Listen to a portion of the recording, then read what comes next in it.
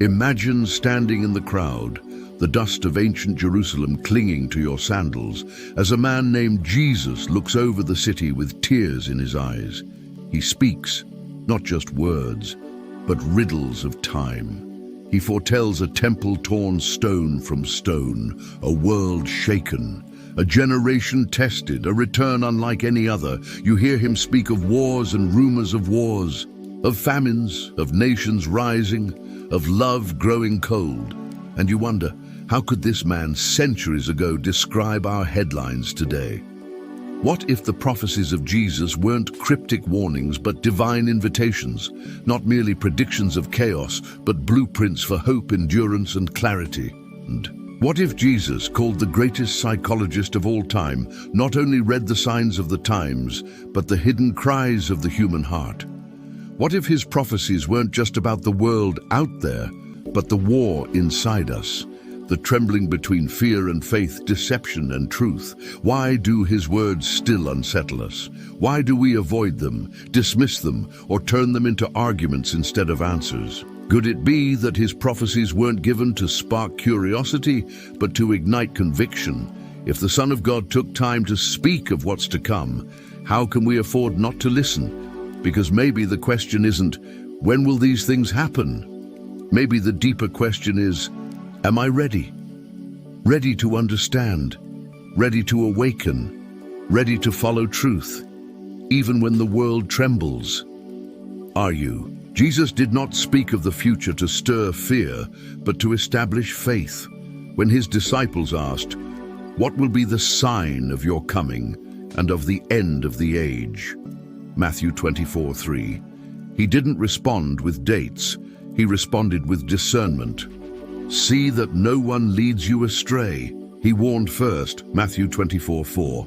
Before he mentioned earthquakes or persecution, he pointed to deception. Because the greatest threat in the last days is not destruction, it's delusion. The teachings of Jesus are more than prophetic, they're surgical. He diagnoses the heart of man like no one else. His prophecies are not just warnings of geopolitical chaos, they're revelations of inner decay. A love that will grow cold, hearts weighed down by dissipation, drunkenness, and the cares of life. Luke 21:34. That's not just a commentary on culture. It's a mirror to our condition. He calls you not to speculate, but to stay awake. Therefore, stay awake, for you do not know on what day your Lord is coming. Matthew 24:42. These aren't suggestions, they're soul-preserving truths. And in his foretelling of judgment, he offers the most radiant hope. He says, when these things begin to take place, straighten up and raise your heads, because your redemption is drawing near. Luke 21:28. What kind of man speaks of disaster and redemption in the same breath? Only the one who holds both justice and mercy in his hands. So why do we ignore his words? Why do we let the noise of the world drown out the voice of prophecy? Could it be that what we fear isn't the end of the world, but the exposure of our hearts? Deep beneath our fascination with end times lies something far more subtle, a spiritual resistance to surrender. You want to understand the prophecies of Jesus, yet your soul flinches at their demands. Because his words do not just inform, they transform. And transformation always requires death. Death to illusions, death to comfort, death to control. Many treat prophecy like a puzzle to solve, rather than a sword that pierces. But Jesus didn't speak of famines and false prophets for entertainment. He spoke to awaken the inner man, to expose the soil of the heart, to separate wheat from chaff, not just in nations, but in you. He prophesied betrayal among brothers, lawlessness in the streets, and persecution for those who love him. Matthew 24:9-12. But what if the greatest danger isn't out there? It's the deception that lingers within. What if the reason we ignore his prophetic warnings is because we've already made peace with the very spirit he came to overthrow? You scroll through headlines, curious about global signs, yet your own heart remains unguarded, lukewarm, divided. Jesus said, Because lawlessness will be increased, the love of many will grow cold. Matthew 24:12. That's not just future tense. It's present reality. Has your love grown cold? Has comfort replaced conviction? The truth is this: apathy is the silent killer of the end-time church. It doesn't come with thunder.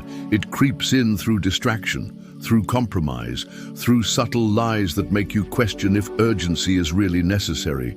But Jesus, the greatest psychologist of all time, sees through every layer, and his call is clear: wake up, before the darkness you tolerate becomes the darkness that overtakes you.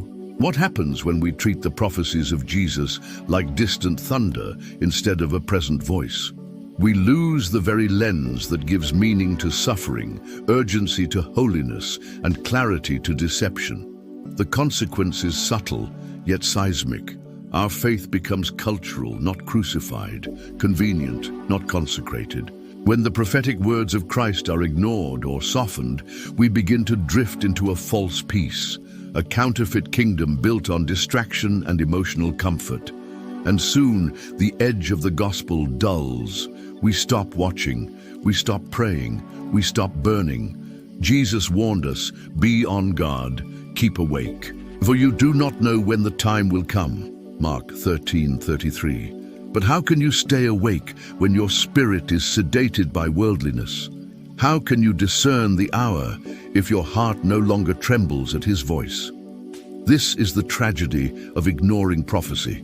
Not just that we miss what's coming, but that we lose who we're becoming. Prophecy was never meant to scare you. It was meant to sober you, to cleanse your vision, to draw your gaze upward and anchor your soul in the eternal. Because only those who long for his appearing will endure until the end. 2 Timothy 4:8. So what's the path forward? Repentance, renewal, returning. The freedom you seek is not found in more knowledge about the future. It's found in surrender to the one who holds it. Jesus Christ, the faithful and true witness, who stands at the door and knocks, Revelation 3:20.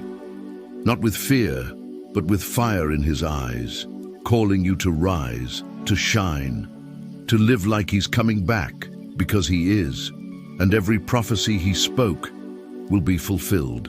Thanks for tuning in to Sparktopus Think. The journey doesn't stop here. Join us next time as we keep exploring, one episode at a time. Don't conform to the patterns of this world. Instead, renew your mind and be transformed. Subscribing is simple. Hit that button so you never miss an episode. Drop a comment. We'd love to hear from you. Don't forget to like and spread the word with your friends and family. At Sparktopus Think, we're all about sparking meaningful conversations, challenging perspectives, and aligning with God's truth. Until next time, keep thinking, keep growing, and keep transforming.